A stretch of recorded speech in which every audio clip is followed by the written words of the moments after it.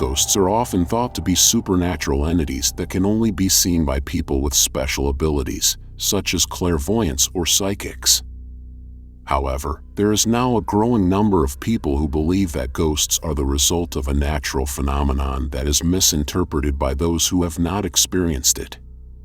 Paranormal activity is a source of fascination for many enthusiasts, and the idea that ghosts are a natural phenomenon has also been gaining traction in recent years. More people have started to believe in their existence, and some even try to communicate with them.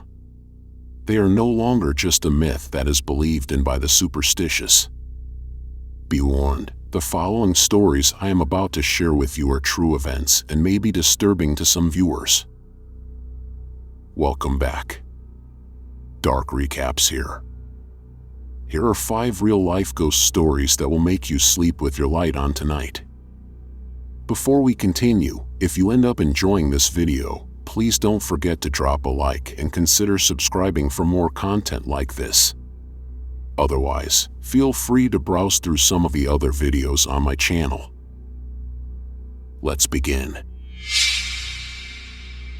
A demon in the dark.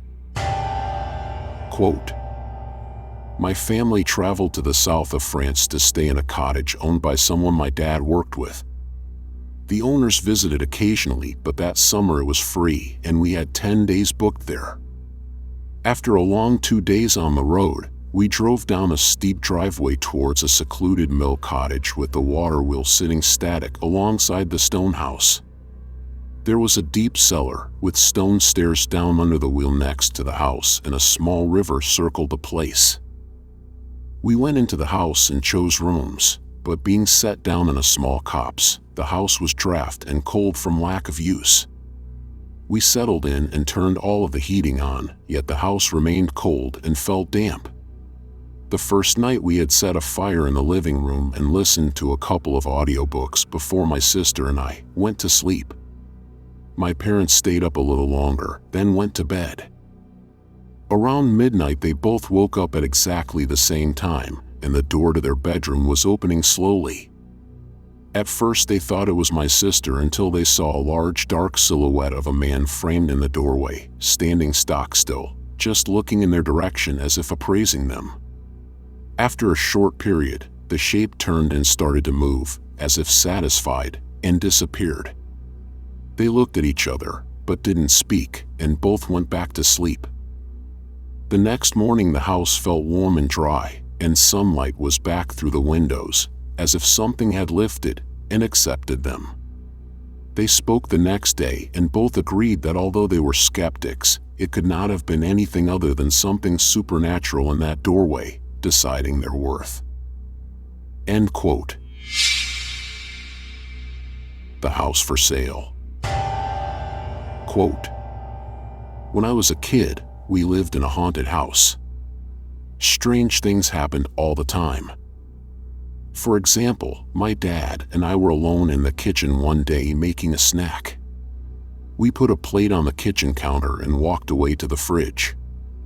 We got what we wanted out of the fridge, turned around to walk back to the counter, and the plate flew off the kitchen counter and broke on the floor. My dad tried to calm me by saying the plate must have been blown off the counter, but let's face it, the plate wasn't near the edge of the counter, and there were no windows or doors open. No one else was home. Weird. I also woke up to an old lady standing by my bed on more than one occasion. I told myself I was dreaming. This part might be dark, but here's the rest of the story. Years later, I looked up the address and found that an old couple lived there for many years right before we moved in. Apparently, the house was broken into, and the old woman was murdered. The old man sold the house and moved. We were the first occupants since the incident. We only lived there for about a year. My parents swore we moved so quickly because we got a better deal on another house nearby, but we know it was because the house was haunted and the priest they brought in to bless the place told them we should move. No joke." End quote. Stop moving the kitchen table. Quote, My house was fraught with weird stuff happening when we first moved in. The kitchen table would move overnight 12 to 18 inches. My keys will disappear and show up in the weirdest places like my quilt trunk. My son Christopher went into the basement and things came flying off the shelf at him. He also saw someone walking on our wraparound porch once, but no one was there. The most obvious one was a few years ago. Twice this happened. I was sweeping the kitchen floor. The door to the porch started shaking uncontrollably. It was like someone was trying to open the door without turning the knob. Lasted about 15 seconds. Keep in mind this is a wraparound porch completely enclosed. I knew it was bad because my dogs, who would bark at a butterfly flying past the window, all looked up at the door and stepped back. Both times it happened I was doing the same thing at about the same time at night. By the way, as a side note, I walked into the kitchen table one night while going to the bathroom. It was not the first time I walked into the kitchen table because it was moved. So I just said, "Please stop moving the kitchen table," and it never moved again. End quote. Wet hands. Quote. So I used to live at this address. The houses were built to house the people building the railway in Derby in the 1800s.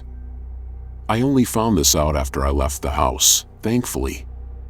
It was a creepy house, really foreboding, and every time I washed my hair in the shower, every time I opened my eyes, I expected something to be there. Anyway, I came back from an afternoon lecture one afternoon, opened the door, walked up the first flight of stairs and saw a wet handprint on the floor, a really wet handprint. I was a bit like, "I'm very strange," at that moment, but I didn't freak out. It was just out the ordinary. So I walked up to see my housemate, Ed. I opened the door and he was on the phone to his girlfriend, not crying but massively in distress. That was when the penny dropped.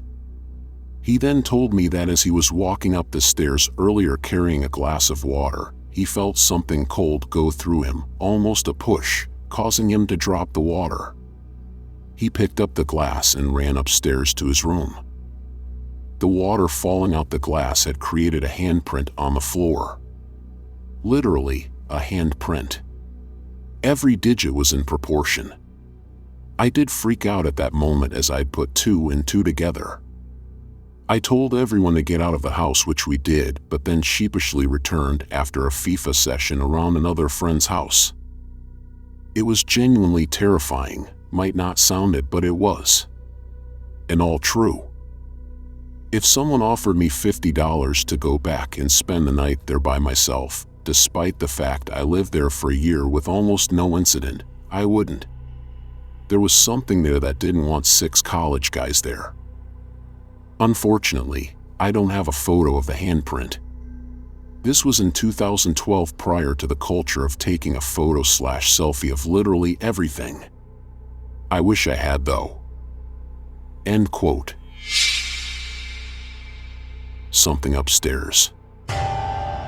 Quote.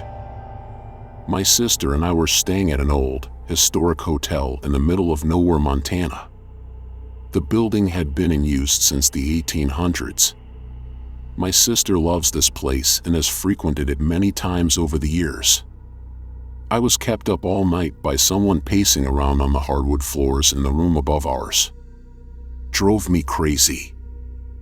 In the morning, I asked my sister how she could sleep through it, and she told me that the upstairs of the building used to be a ballroom, but now it's carpeted and empty.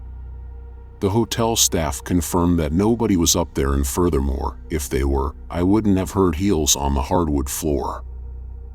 Weird. End quote. That's right.